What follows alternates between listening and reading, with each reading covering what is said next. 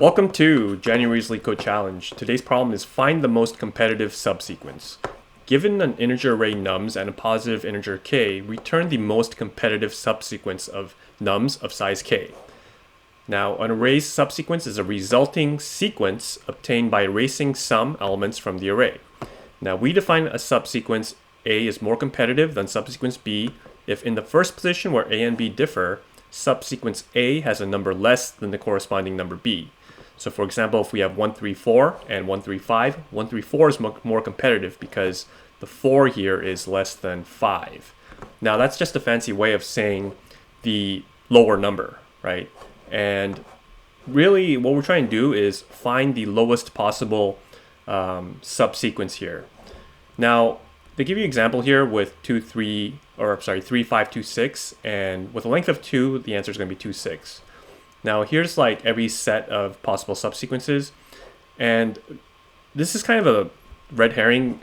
You might be tempted to start off by generating combinations and then find the lowest one out of that, but we can't do that. Okay, combinations isn't going to work here because this is a subsequence, so the order actually matters. So if order matters, probably the better way to do this is to generate a stack. Using a stack approach, we could add to our stack, and whenever we find a number that is less than the last digit or the last item on our stack, we pop that item off. And we do that until that condition is not true anymore, and then we add it to the stack. So here we'll add 3 to our stack, then 5, but then 2 is less than 5, so we pop off 5, and 3 is also less than 2, so 2 is less than 3, so we pop off 3, and finally 2 is only going to be left there. The next 6, that's going to generate 2, 6 there. So that's pretty standard. What we would do is use a stack and say for n in nums, we'll have a while loop while there's a stack, and stack last item is greater than our number that we want to try appending, we will pop it off. And once this condition is not true, we just add to our stack here. And this should give us the lowest possible subsequence. But this isn't going to be enough. Like, this might work in some cases. For example, with this example, it should work, 2, 6. But what if we had something like 2, 1?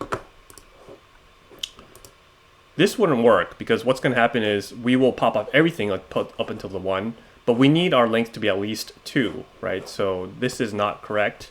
So how can we account for this?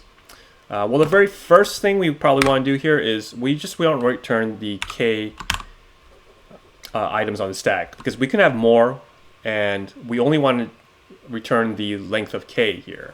So we can use that to do that. One way we can make sure that we aren't going to pop off any more than we can is get the length of nums, subtract by our length, and that's going to be the max number of items that we're allowed to pop off. Because at a certain point, we're really not supposed to pop off anymore because our stack has to have at least a length of k here. So what I'll do is call this m, and this will be the length of nums, and we're going to subtract k here. This is the max number of items that we're allowed to pop off.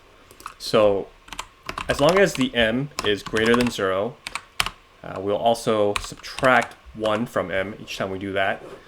This is going to allow us to make sure that once we hit a point where we can't pop off anymore, we're just going to add whatever's left. And that's going to work because we want this to be a max length of 2. Looks like I messed something up here. While stack k. Oh, I'm sorry. It's not from k. It's up until k, right? And that should work. Let's go ahead and submit this. And there we go. So this is an O of n time complexity with O of n space. It's pretty constant space. And that would be it. All right, so thanks for watching my channel. And remember, do not trust me. I know nothing.